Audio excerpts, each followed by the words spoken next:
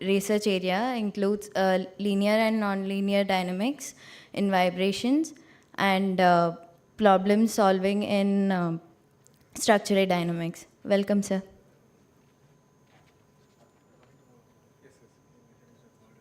Oh yes, I need to step up this. I need to step up the game.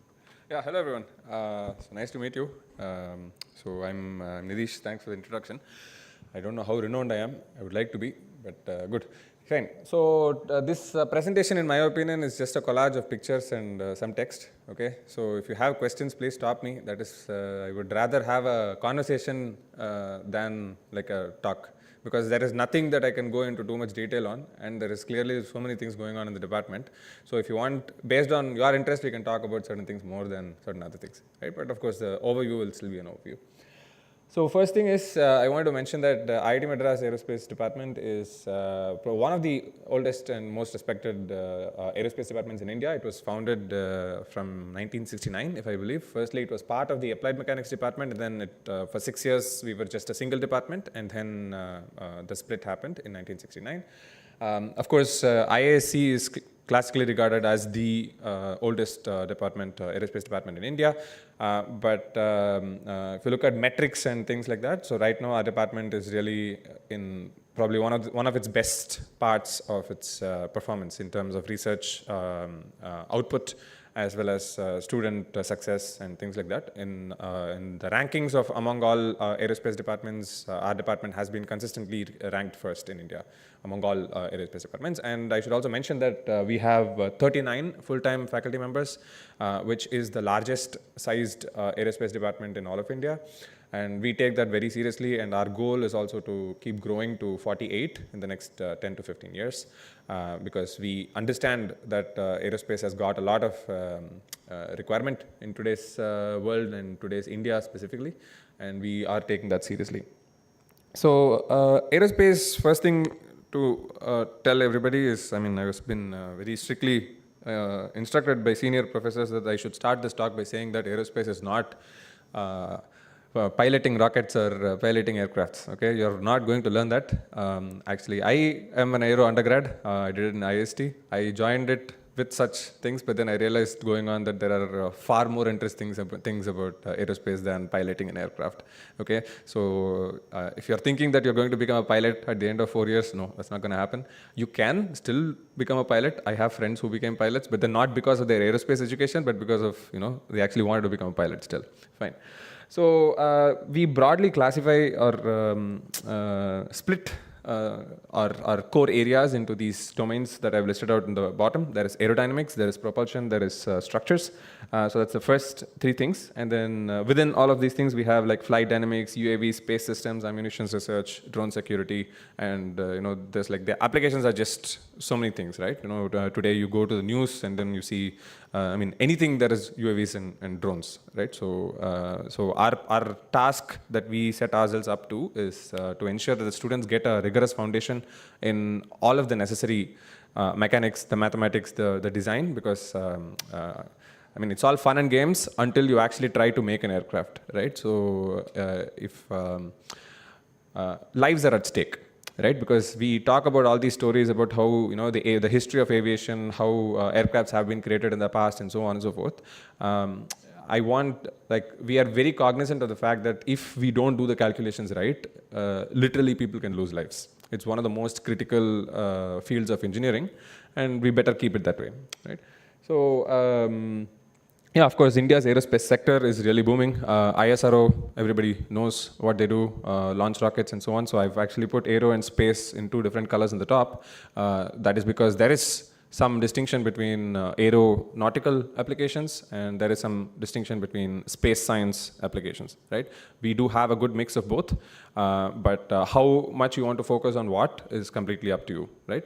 So, but by design in the department, we have a predominant focus on the aeronautical aspects, right? So aircraft propulsion, development of propellers, like design of propellers and so on and so forth.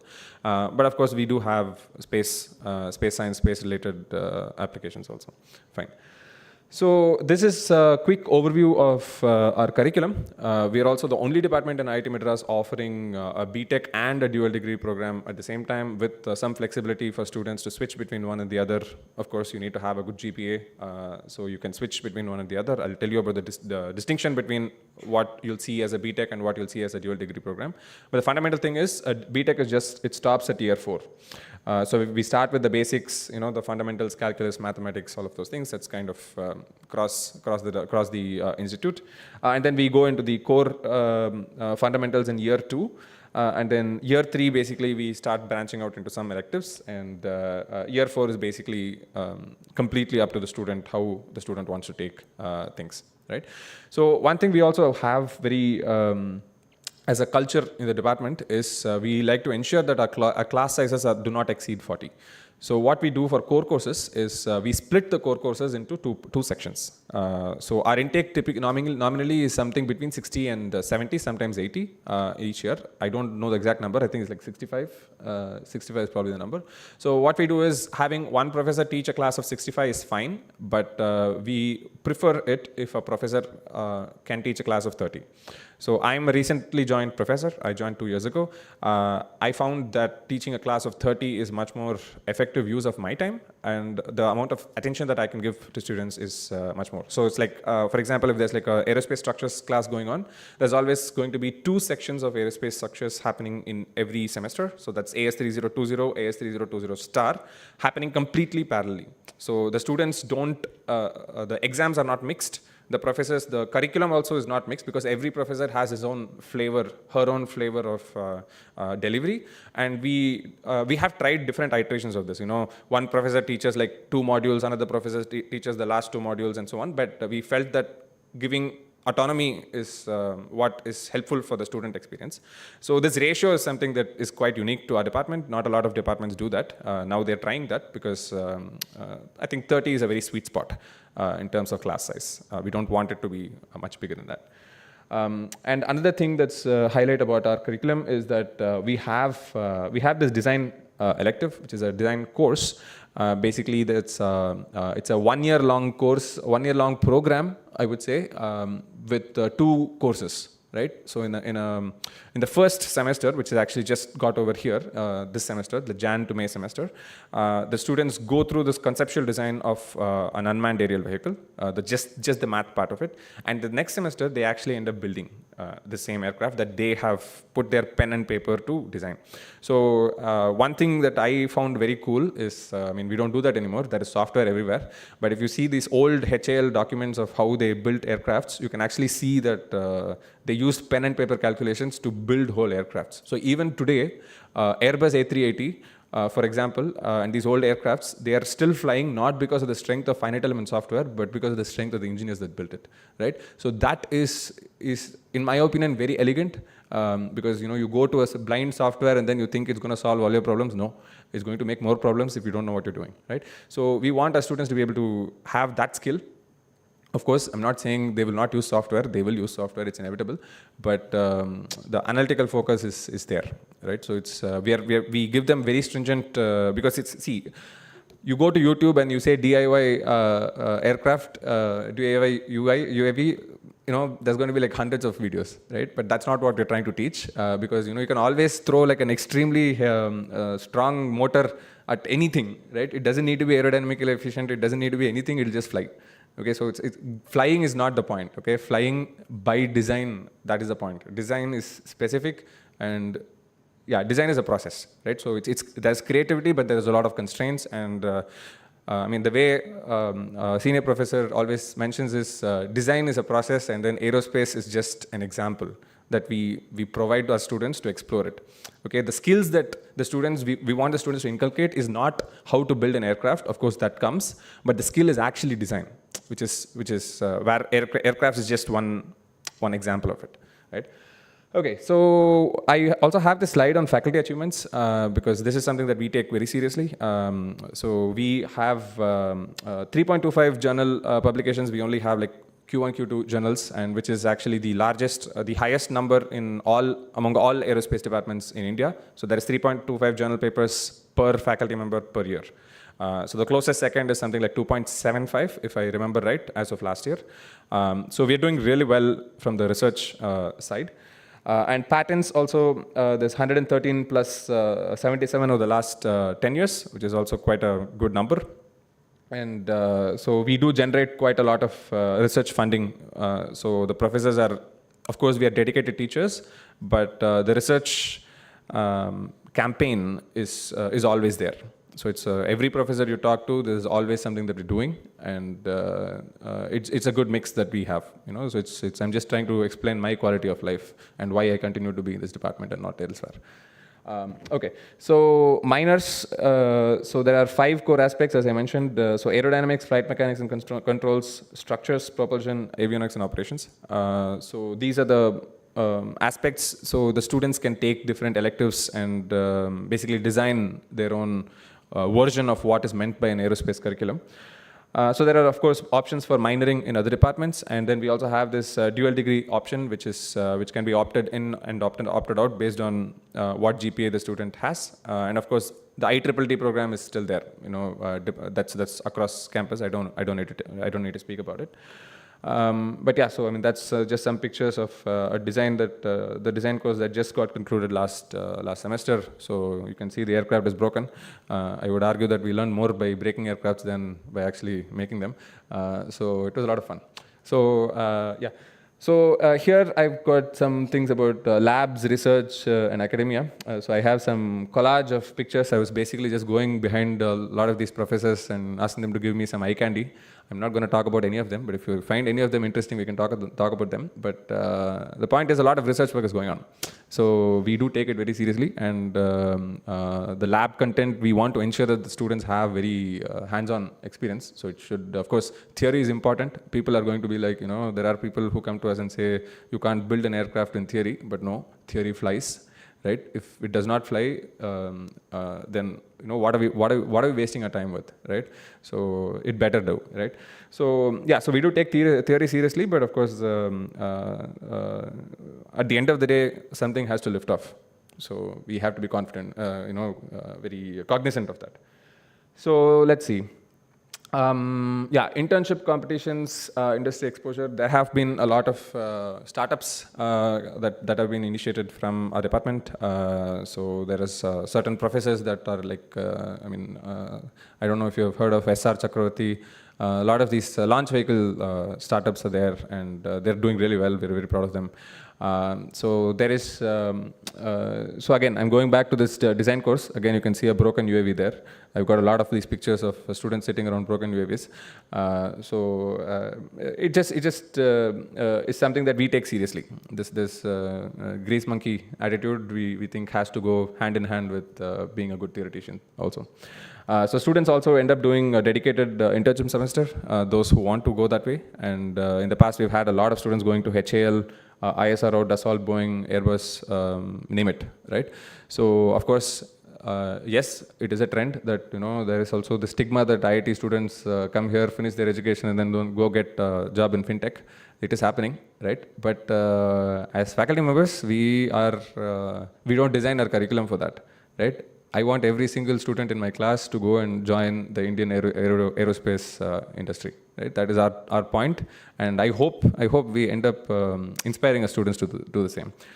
Okay, so this is outcomes, careers, and competitions. Okay, competitions is not here, but careers, right? So I put these numbers here so that you can also have like a relative perspective of what packages our students are getting.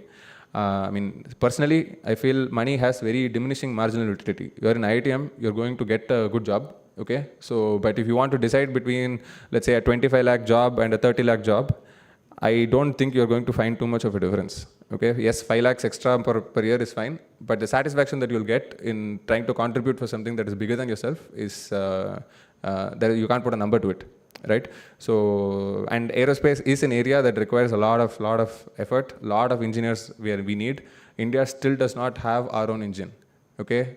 I feel very strongly about it. I do research on it, but I don't think we have the expertise. I go talk to HAL, they are building turbofan engines, they are building, Kaveri project. I don't know, some of you might know. It's been there for like 27 years, right? And then finally it flew, but then the aircrafts have evolved so much.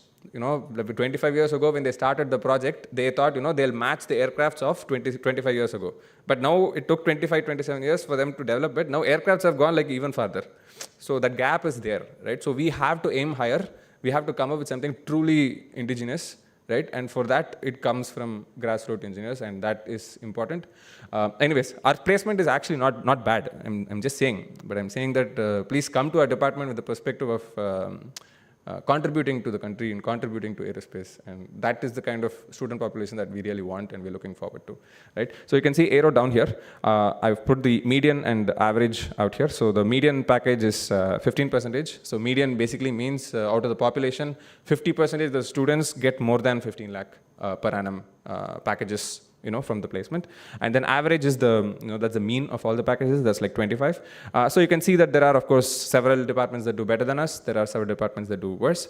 That's how it is, right? So, but I mean, in my opinion, so the median BTech package, including 2026, that picture is as of 2014 to 2025. That's a 10-year average, but including the last year, it actually improved. So we had a pretty good year this time.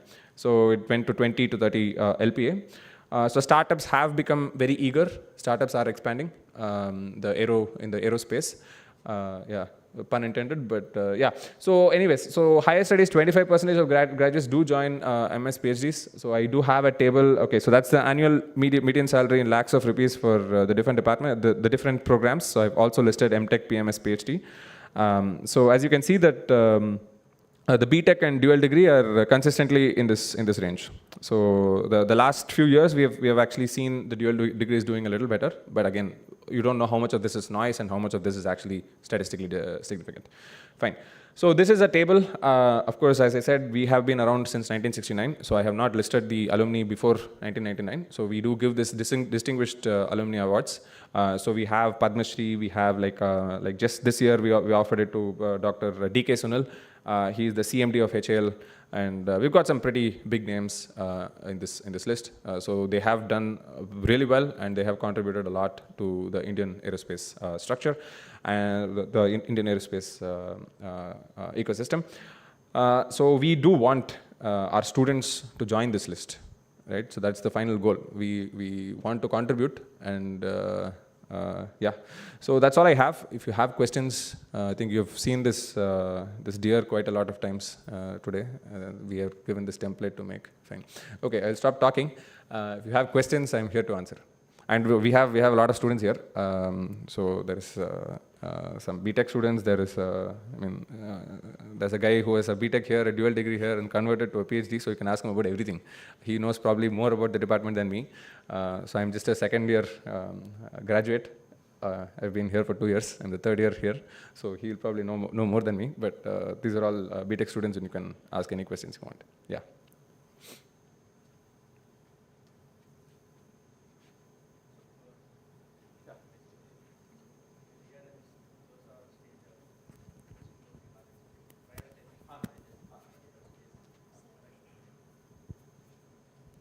Thank you.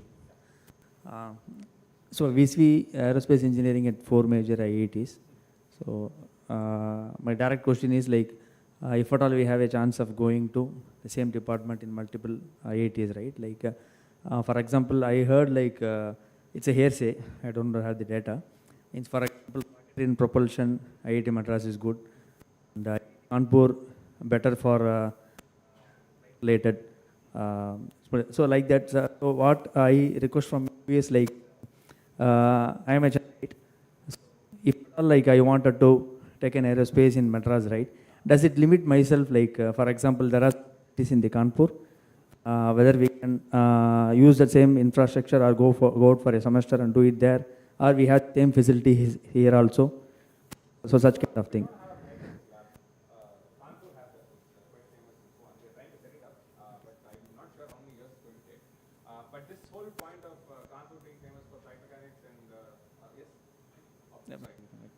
Yeah, sorry. Yeah, so this whole thing about Kanpur being famous for flight mechanics and us being like known for like propulsion, which is true, but you have to kind of try to be granular about how you read these things, right? So this is at the research level, okay? So we are very clear about the distinction between pedagogy and research, right? Research is research, pedagogy is pedagogy. We have seen examples of students thinking too much about themselves. There is enough time for research, okay? But you have to first get your fundamentals right. You're not here to do research, you're here to first get your fundamentals right. And then if you have some extra time, you can do some research, right? So, and of course, you know, when you're trying to get placed, a company is not going to be like, okay, I'll prefer a guy from IIT Kanpur because there is better research there happening. I mean, personally, I don't think it's true, but there is that talk, right? So what I think you should do as a responsible parent or something is you should go look at the faculty members.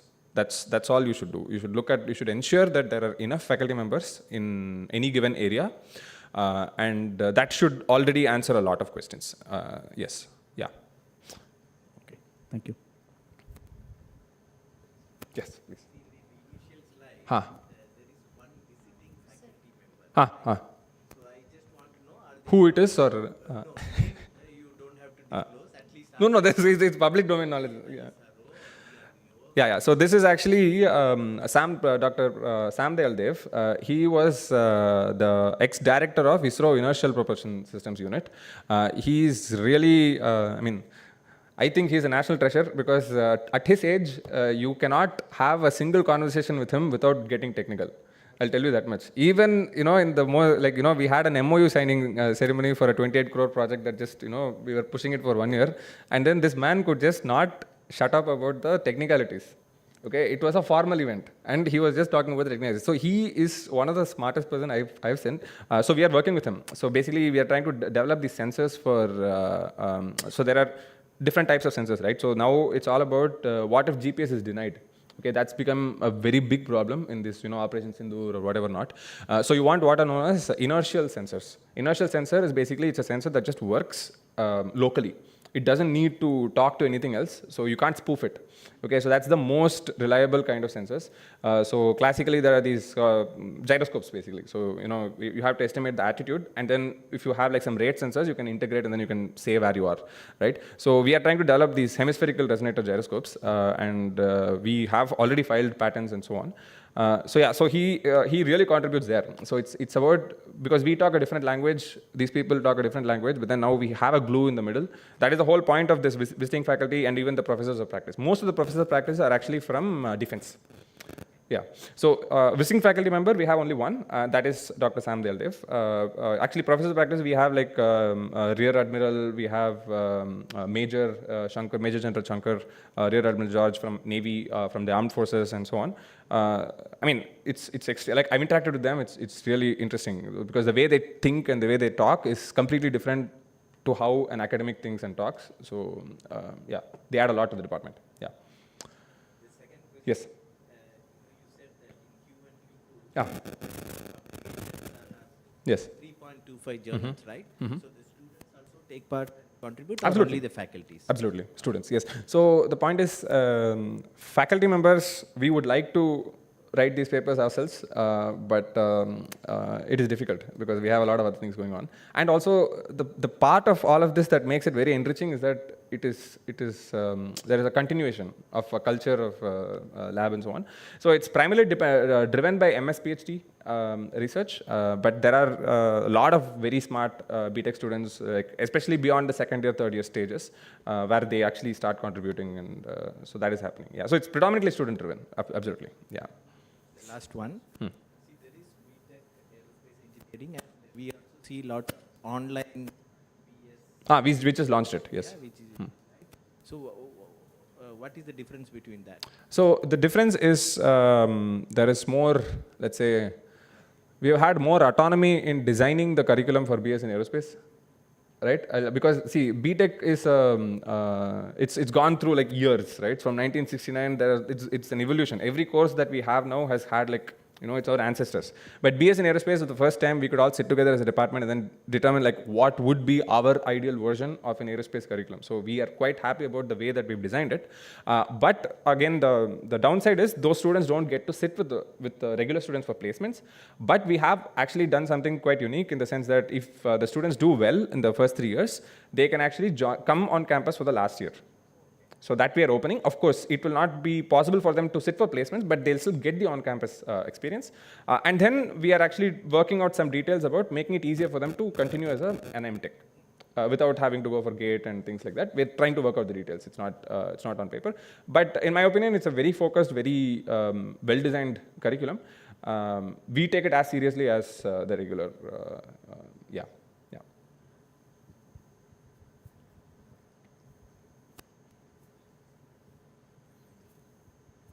Hi. Yeah.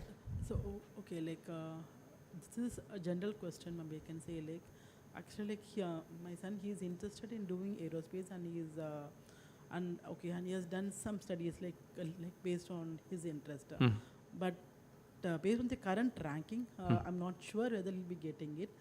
But I heard from the seniors and other professors, like, we can take any other department and we can do electives here, electives across departments. Absolutely. But how will that be effective? We want to understand, because like as you said, like the final aim is not like just go into a job, not the not the amount, but it should be in the particular department, or like in a domain of your in the particular domain. So in that case, will this particular method support him? Absolutely. So, for example, see, the thing is, aerospace is niche, right? It is niche. So, for this nicheness, it would be preferable if you take, everything from aerospace. For example, we just had ED before, right? So, if you took an engineering design undergrad, nobody is going to stop you. We have a lot of engineering design people going off and working in aero sector. Nobody is going to stop you. So it's not. And fundamentally, please don't think that your education stops at 4 years. Right? I'm still learning. You're still learning.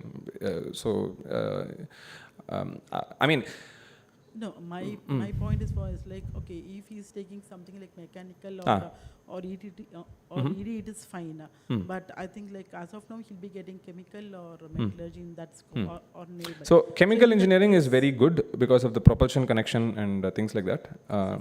Chemical, absolutely. There is no, Okay, so from there he'll be able to. Chemical is one of the most versatile departments that I've known. So it doesn't look like it from outside, but from whatever I understand of chemical, it's extremely versatile.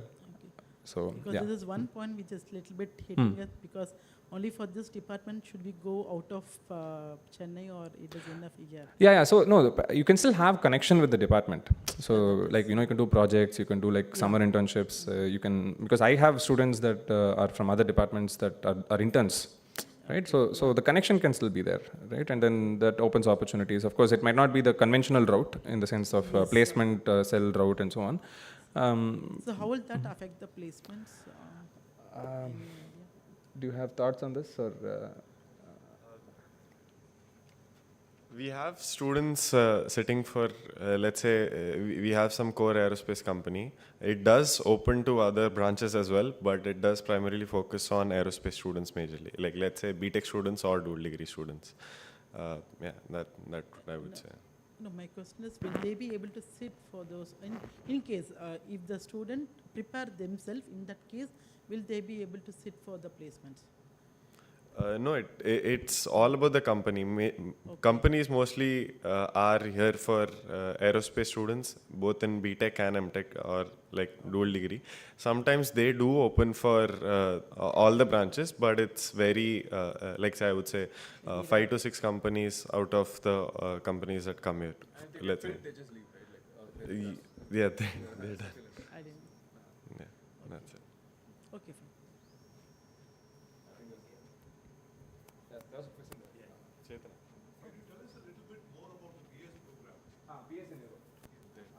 Recently launched. So we have had a great success with this web-enabled MTech program with lot of support from HAL. We're very grateful for that. So we've graduated. Two batches have been graduated already, and so we have a very successful program there. So we realized the let's say the potential for outreach through this section. So fundamentally, we feel that we have quality to offer, which unfortunately, a lot of other aerospace departments, I'm not talking about IITs, I'm talking about non-IIT places, not of aero departments are bad. So we want to fill that gap. Because there is a hunger for aerospace. We have felt it. Actually, we got this from a lot of surveys. There was, the institute took a survey on what would be the best online BS program, because BS in data science and AI is very popular, right? BS, we have something in electrical also is very popular. They were like thinking what would be the next thing to do, and it looked like aerospace was an overwhelmingly positive requirement for aerospace. So we were also very enthusiastic about it. So and then one unique thing we're doing doing here is even the math courses are taught by aero faculty.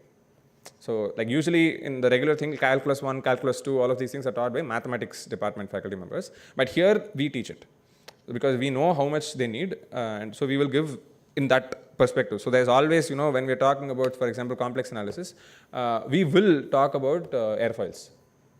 Okay, so because that's a fundamental thing that you do to get lift around an airfoil, you use some complex number arithmetic. We will talk about the biharmonic equation. Like it's going to be very domain specific. So it's not. We hope we don't lose the students because of the math being whatever. So that is something very unique, which is not there in our curriculum, the regular BTech curriculum itself. So was there anything specific that you were looking for?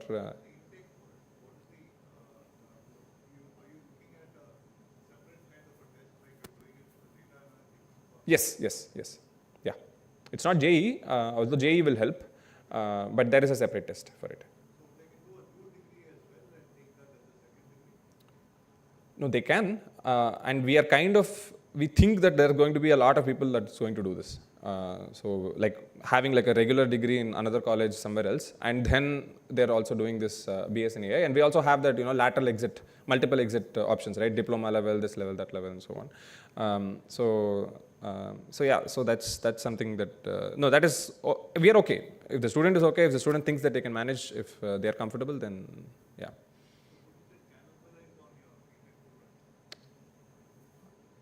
It cannot cannibalize, because how would it cannibalize? Like, oh, you're saying that people might start feeling that they don't need to come to campus to get the aerospace degree from IIT Madras. I mean, it's too soon to say anything because see, this is literally we're just starting it now. We've not even had a cohort, so.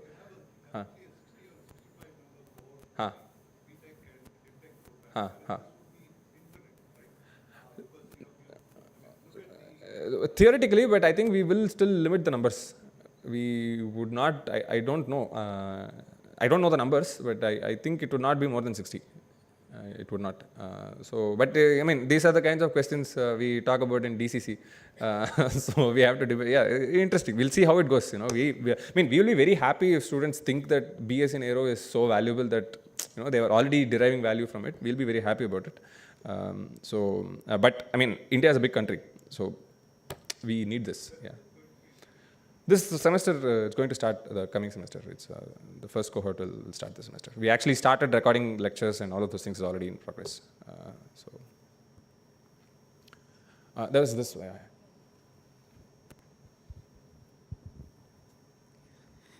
Thanks a lot for inculcating a lot of patriotism into it, saying DRDO, HL and other things are doing.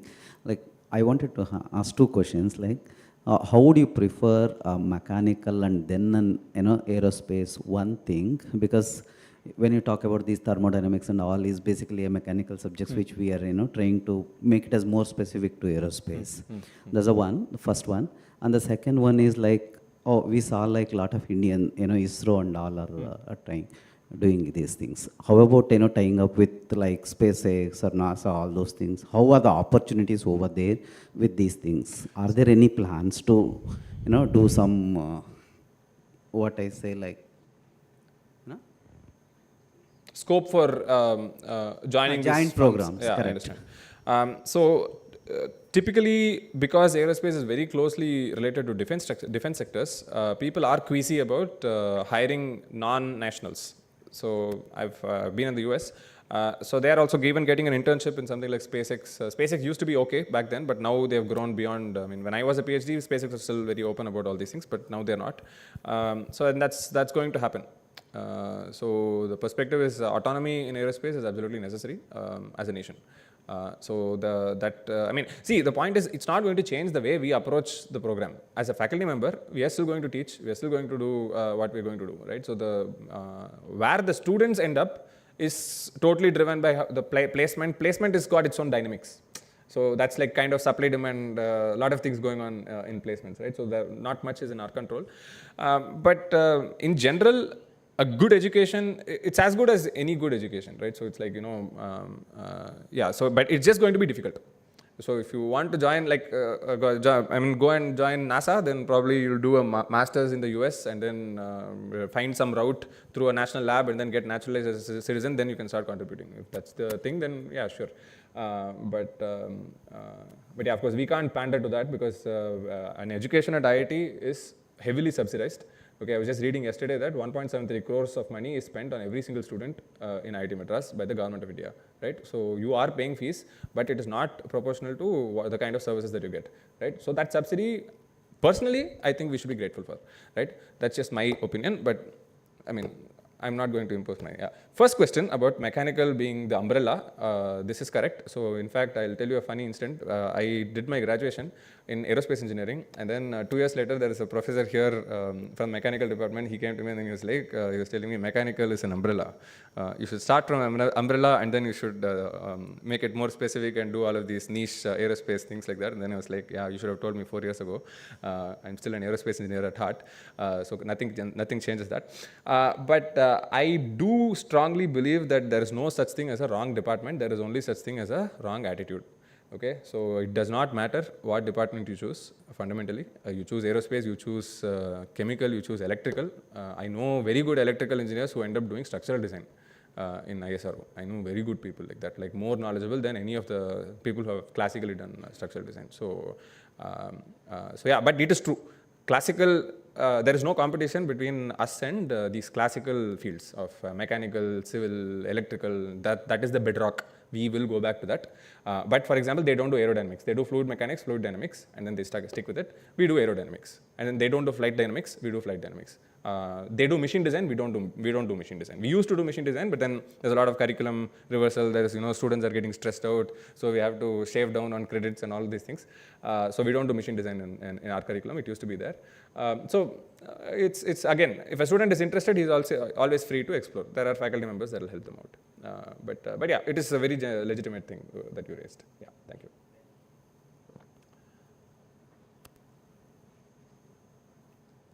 As a layman, suppose my ward takes into aerospace engineering and around 20-30 years down the lane, how do you see this field to be? So it is actually quite exciting. I can't predict the future, but from the trends that we are seeing with all these startups, I am personally very looking forward to what is going to happen. But again, startups are always volatile. You don't know, like 10 of them will start, 9 of them will fail, right? So that factor is there. But a lot of encouraging things are happening. Like ISRO has opened, Antrix has opened a lot of things in the sense that the startups can now go do their experiments, use the ISRO facilities. So that kind of thing was not there before. Like I'm talking as of 2-3 years ago. So these kinds of trends are happening. And HAL, for example, right now, they're extremely serious about engine development, aero engine development. So as I was saying, because I'm kind of involved in one of those projects, we do not have an indigenous engine. Okay, so we are buying saffron, we are buying, engine is basically what drives the aircraft. So all of this, the stages, right? It is developed by HAL. It's only the skin, the structural part is developed by aerospace, and then that is kind of a classical thing. It is, personally, I'm a structural engineer, I find that very elegant and so on. But fundamentally, what we are lacking is engines. Right? And HAL is now taking it very seriously. I have seen their projects, I have seen their engines, so it is working. And then there are so many other projects happening. So like helicopter engines are being developed, like so many things are happening at the same time, which is actually a good thing. It's like, because we are not pegging everything on a single project, like Kaveri, right? Kaveri was the only engine project for a long time, and it got stale. It was just not able to keep up to the requirements of the new age. Because right now, today's aircraft, you cannot put a Kaveri engine in flight. So like 30-year-old aircraft, you can probably put it in flight, but then that's going to get shot down the first thing it takes off. So it's not going to be of any use. So this autonomy, it's inevitable, right? You cannot expect any country to really support you in aerospace. You cannot. That's just, sooner or later, it's just going to stop. But I am very optimistic about it. We can talk more about it, but yeah, that's my view. Yes.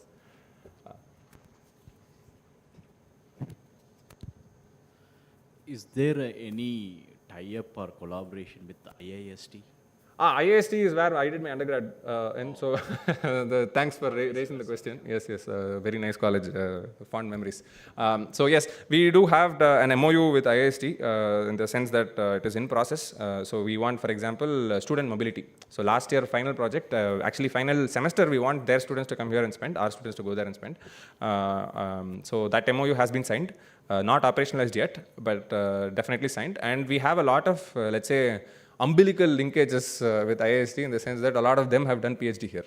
For example, my own advisor from undergrad, he did his PhD here, and then I did my internship here with the same professor, and that's how I got introduced to the department and so on and so forth. So we have that connection. So some of things are, it doesn't need to be a formal connection, and collaborative projects are going on. So not everything is an MOU driven. So it's like I have a professor there, I do a project, I have a student, he has a project, he has a student, we talk. It's very organic, like in that way. But curriculum level thing has been initiated. This fourth year thing we have initiated. Yes. Any other questions? Yeah.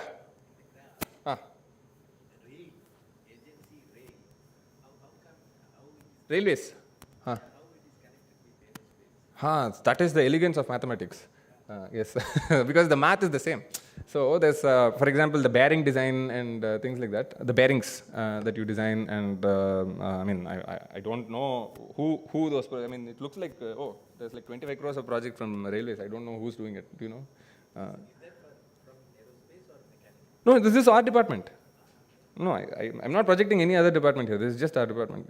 So I don't know which projects, but I'm also curious. I mean, I probably didn't see it properly, but the math is the same. So yeah, we have professors working in IC engines. So that is there. So we are an engineering department. We do engineering. So yeah. I think it's SRC. SRC. Okay. Yeah, I bet. I'm curious to know what project it is, though. But yeah. Okay, good. Thank you very much. Sorry, we have a question from a student. Yes.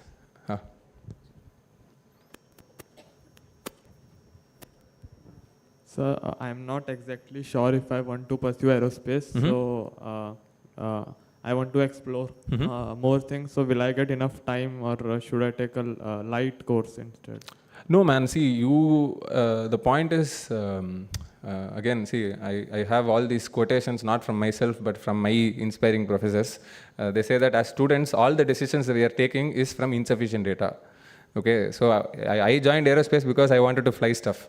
Okay, that is why I joined aerospace. Now I do vibrations. Okay, I do work in theoretical nonlinear dynamics and vibrations because I found this much more satisfying. So, but if I told myself as a kid that you will be working in nonlinear dynamics and mathematical research, I probably would not have chosen the department. So we always make this decision, whatever decision you make, how much ever you think, it will be based on insufficient data. You cannot understand everything about any department. Forget it. Okay. So, but have the right attitude. You will explore. Okay. You can explore. You should explore. Okay. So fundamentally, you have to find out what clicks, and that doesn't matter what department you join and how you find your way. But find your way. Have a healthy attitude and do it. It's fine. So don't think that you choose this and then you have to only work on aerospace, and then suddenly you find out that you think nothing in aerospace is interesting. And we have students like that. It's bound to happen. Not everybody has to be interested in everything, right? So sure, just have the right attitude. That's all I'll say. Yeah.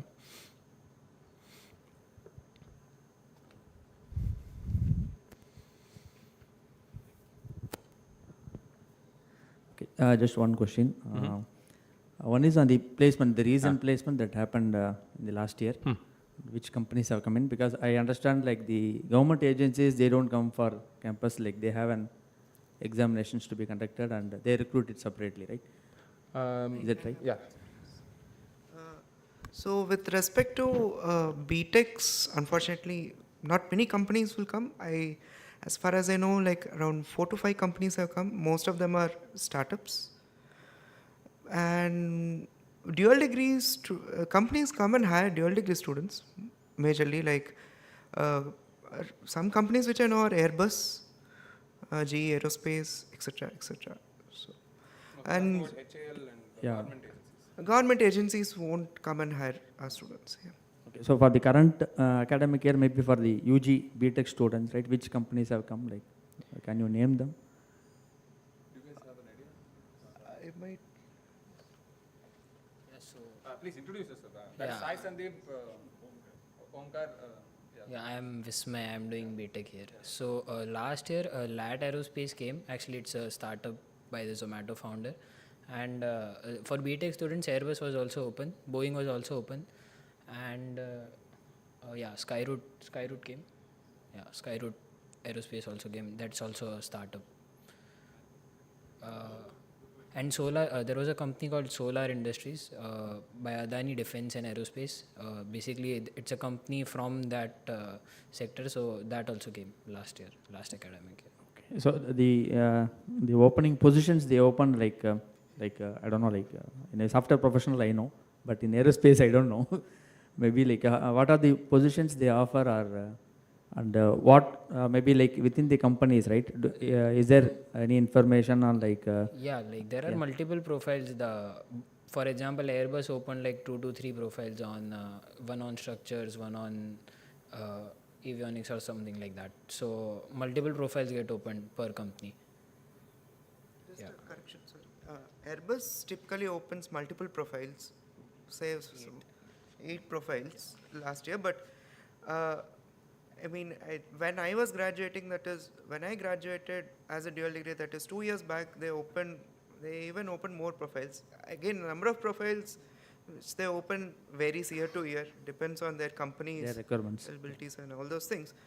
I mean, some of them include, say, some flight dynamics and flight mechanics roles, and some of them include some propulsion engine development roles, etc., etc. So.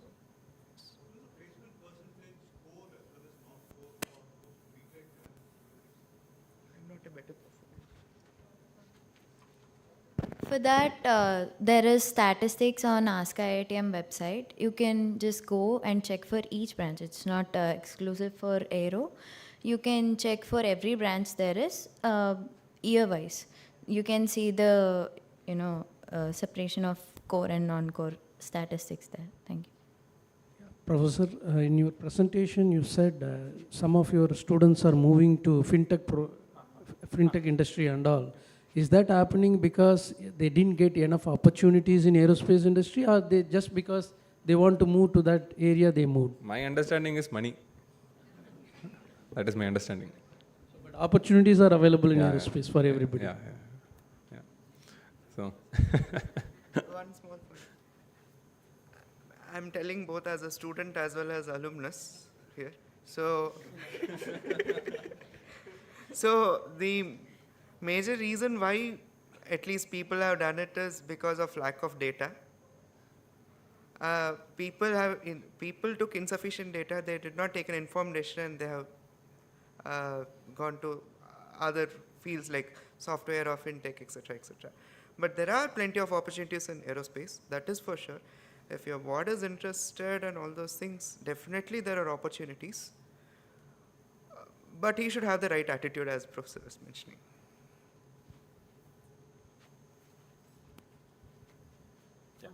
What are the startups you have within this campus for this area? Within this campus, probably nothing. The startups are all strictly in the research park. No, it is started here, but it's research park is a separate entity. We, of course, IIT Madras has a stake in it, right? But IIT Madras is not research park. Research park is not IIT Madras, right? So, of course, Professor Kamakoti is, in the board and so on and so forth. Yes, of course, we have all these relationships. Startup presence is there, but I don't want to emphasize that too much. It's a starting stage. Yeah, I mean, students are here to study.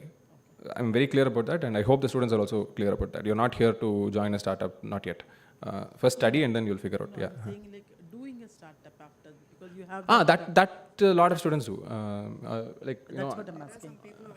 Who incubated through? Yeah, you have some. To speak of some startups that our students at IITM have done is, or some, let's say Professor Satya Chakravarti, he works on E-Plane, he works on Agnikul Cosmos, who have recently been recognized by the Prime Minister of India as well.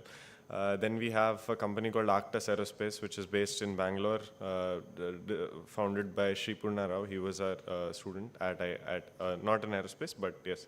So speaking about the startup ecosystem at IITM, it's very diverse, very multi-domain. We have ranging from core engineering to non-core as well. Yeah, so if that answers, or should I speak more about the core domain? No, just an information. That's all. Among the MTechs, seems to be a trend. Okay. Like towards the end of the MTechs, a lot of them are trying to convert their research into a startup idea, and so that is there. I'm not very familiar about how common it is among the BTech students, but it's happening, is my understanding. Okay. Yeah. Okay, one more is like I understand like this DRDOs and other things like we can join to the exams, but still they conduct many competitions and all those stuffs, right? C? No, CRAO. DRDO. DRDO. Ah, okay, okay. Yeah, still they conduct many competitions and etc. Like how involved are we here in that? In the, for example, a drone competition or something like that. Or like I've seen one out of not done much, but I've seen like in so there is some I mean, competitions. Do we get involved in that, or is it possible in that having? Students get involved. Students get primarily involved in this. For example, this Aeronautical Society of India, they organize a competition called NACDEC, National Aircraft Design Competition. I don't remember the full form now. So there were, in past IITM students have participated in that design competition, and there are a couple more design competitions organized by I think Boeing and others, which students do involve and participate. Yes. If to speak about competition, there's a dedicated competition team building here called as the Center for Innovation. I think you will be, you will be having a visit there. So to speak in brief about the thing, we participate in competitions ranging from autonomous vehicles to rocketry, building our own model rockets, to Mars rovers, and like there are about 7-8 teams participating in all these worldwide competitions. So it's all student built, starting from scratch, and yes, but if you're asking about the government run competitions, like let's say DRDO, if it conducts any competition, it's all on students. Like yes, they participate on their own, and yes, they do ask professors for guidance. Sometimes all of these competitions do require a faculty advisor as one of the guidance.